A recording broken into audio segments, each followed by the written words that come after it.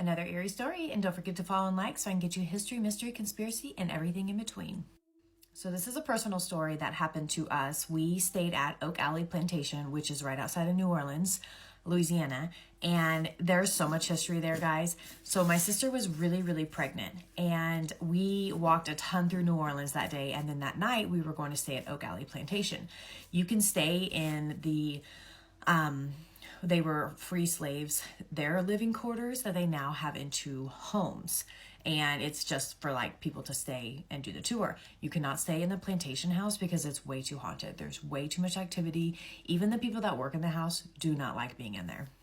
So we got there probably about 3:30 or 4 that day, and we had to check in and stuff, and people were there. It was very active. Lots of people, like they have like a little restaurant, they have a little gift shop area, then the actual plantation house, which we didn't make it in time to go to the tour. So we stayed the night and we were going to go the next day.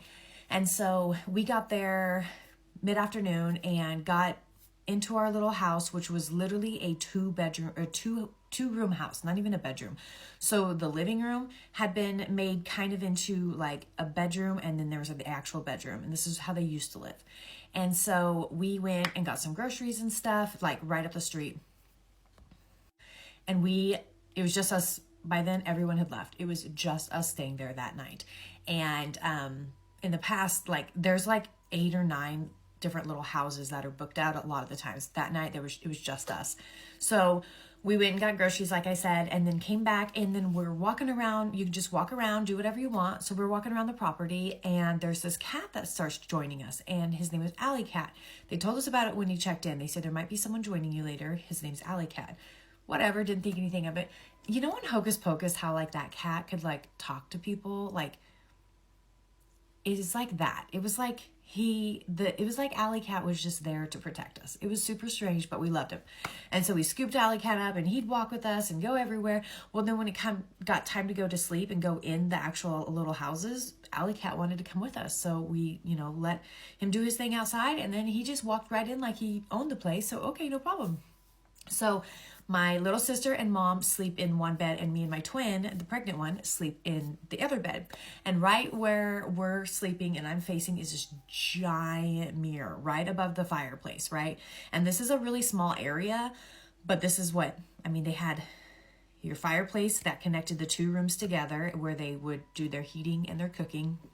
And then they had a small little working, they had plumbing at the time. I don't know if they did back then, but they did for us to stay there. Then they had like a little small kitchenette, and then a little kind of living room / bedroom where my mom and sister were sleeping, and then like a little sun porch on the back. So we did there were some games and stuff, and it was really cool because they had a journal that you could write in where you're from, what your journey was like while you stayed there. And guys, there were entries in here from all over the world, like different languages I've never even seen in this book. So it was really cool. And so we end up getting ready for bed. It's like 9:30 or 9 or so, we're just zonked out. It's been a long day. So we're ready to lay down, and my mom and sister go sleep in one room. There's no ceiling fans on. It's just super quiet, right? Like way too quiet. And so I'm laying there, and my twin just passes out like that. And of course, my mind starts to wander and all this.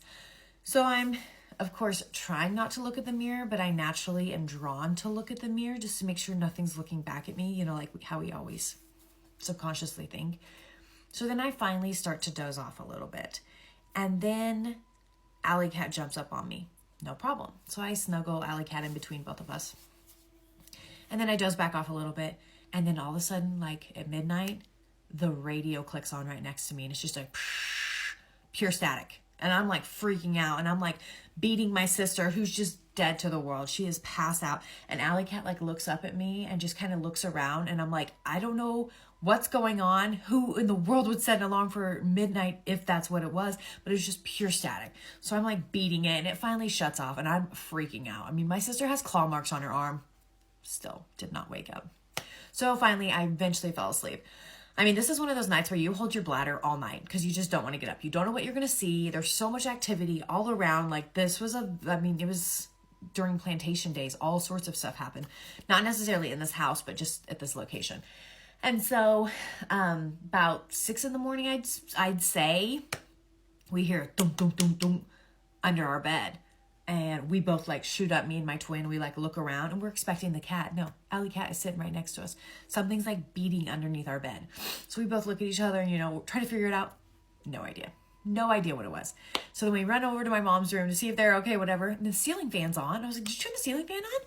And they're like, no, we didn't turn the ceiling fan on. So we don't know if the ceiling fan was turned on by what, or maybe it was the same thing with the alarm clock. I don't know. Then we get to go on the tour. So we go have breakfast at the little restaurant that they have there, and they talk about this ghost that worked in that building. I don't think it was a restaurant at the time. I think it was like the laundry type area. And there's a ghost that's super active there, and she still hangs out there all the time. And a lot of the workers had said that they see her peek her head around the corner and like watch people and stuff. So of course, you know, we're trying to check it out, see if we can see anything. Then we go on the tour of the actual house. The actual house, like I said, has so much activity. The lady that lived there, I hope I'm saying this right because it's been a few years since we went. Her husband passed away and they could not have children. So she would always, she had guest bedrooms that were perfect for children because she always wanted children, but had like nieces and nephews that would come over, but not her actual children. She is the one that really haunts the location. There's a set of stairs and then like a small landing and then another set of stairs. And the workers that are there, they dress in the attire that they wore back then. It's really cool.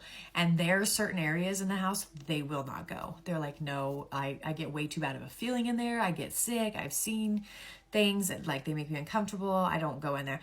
But one of the ladies said that she'll just look up at the stairs and there's the lady in black just staring down at her, just watching everyone in her house, which to me is a ghost. I'm sure she's just like, get out, people, like this is my casa.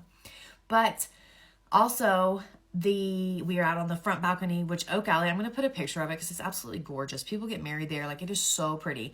But there was some people up doing a tour walking through and they're like, hey, who's that mowing? And the tour guide comes around and looks and she's like, what do you mean? And they're like, someone was out there mowing. And they're like, no, nobody's actually mowing. Like that's so-and-so. That's her. That's the ghost. She goes out and mows her own yard. What a champ. We go through all these different rooms and we go to one room where, if I am remembering correctly, the husband passed away. And a lot of people won't go into this room. They say it's just a really heavy, dark feeling in there. Like they don't like being in that room. So a lot of times the tour guides won't even go in there. They'll just kind of point to the room. This is what happened. This is what goes on in there. Was their bedroom, yada, yada. And that's it. It was strange because we're taking pictures throughout. Like they don't care if you take pictures, whatever. So we're taking pictures, whatever. We go home and get our film developed. Y'all, somebody was sitting on that bed. You couldn't see them, but in my pictures, there's a little butt indentation. Somebody was sitting in the picture. And they say all the time that they'll make the bed and come back and it'll be messed up as if someone's gotten into bed and moved around and such. So if you ever get a chance to go to Oak Alley Plantation, check it out. I don't remember. We stayed the night there. It was like an Airbnb style that you stay the night. But you go to their website and you can stay the night. Guys, we stayed in the same room that Brad Pitt did. Kind of a big deal. There was a movie with him and Tom Cruise where they were vampires. And that was the room that he stayed in. Was the same one we stayed in. So kind of a big deal.